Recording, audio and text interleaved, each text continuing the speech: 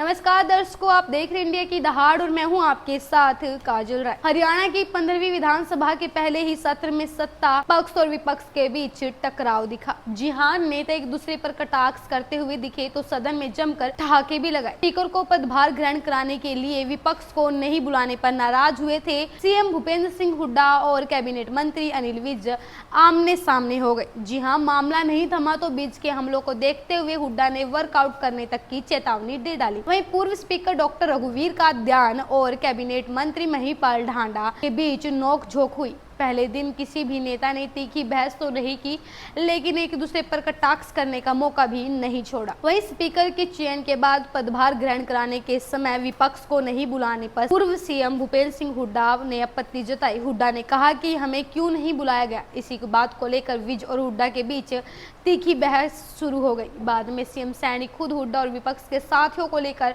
Speaker के पास पहुंचे। बाद में बिजली व परिवहन मंत्री अनिल विज बधाई देने के लिए खड़े हो गए। विज ने कांग्रेस सरकार को निशाने पर लेते हुए कहा कि 2009 से 2014 तक का रिकॉर्ड अगर स्पीकर न देखे तो सही है, क्योंकि यह ऐसी विधानसभा थी जिसमें कोई सबसे अधिक बार सदन से बाहर निकाला नहीं गया। उन्होंने स्पीकर हरविंद्र कल्याण से आग्रह किया कि वो इस विधि के रिकॉर्ड को ब्लॉक आउट कर दे। पलटवार में पूर्व सीएम भूपेंद्र सिंह हुड्डा ने कहा कि आपका व्यवहार ही ऐसा रहा होगा कि उस समय के स्पीकर को आपको बाहर निकालना पड़ा है। विज ने कहा कि हुड्डा साहब, आपके पास जो था उस पर जनता ने कांटा लगा दिया है। हुड्डा ने स्पीकर चयन के बाद मुख्यमंत्री नायब सिंह सैनी की ओर से सरकार के विकास कार्यों को जिक्र कराने की आपत्ति जताई।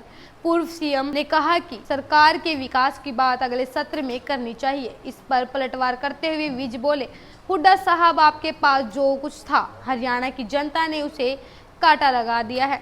विज द्वारा बार बार कांग्रेस के स्पीकर पर हमला बोला गया तो हुड्डा ने यहां तक कि कह दिया कि अगर आपने ऐसा ही करना है तो आप वर्कआउट कर जाते हैं। हुड्डा ने स्पीकर को कामयाबी का मूल मंत्र देते हुए कहा कि 2 आदमियों को कंट्रोल कर लो, पूरा सदन ही सही चलेगा। ऐसे में महिपाल ढांडा और दूसरे हैं अनिल विज। वहीं आपको बता दें कि सदन में मामा भतीजे भी भिड़ गए। जी हाँ, रघुवीर का ध्यान और महिपाल ढांडा रिश्ते में मामा भतीजे हैं। सत्र के दौरान दोनों के बीच तीखी बहस हुई। ढांडा ने काद्यान को अपना मामा कहते हुए उनके साथ एक और शब्द जोड़ दिया था, जिस पर कांग्रेसियों ने विरोध किया। बाद में स्वीडो से भाजपा विधायक राजकुमार गौतम ने फिर से भांजे को लेकर हरियाणवी कहावत कहकर मामले को छेड़ दिया।